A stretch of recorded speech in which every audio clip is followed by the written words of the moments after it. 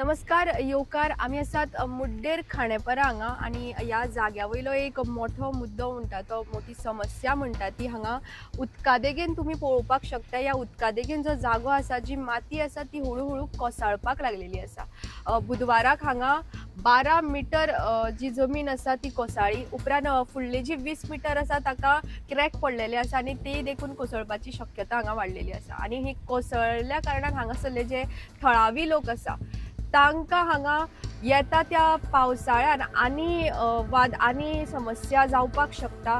हो flood prone area जाल्लो आसा असो तेंच्यांनी चिंता व्यक्त केल्ली आसा।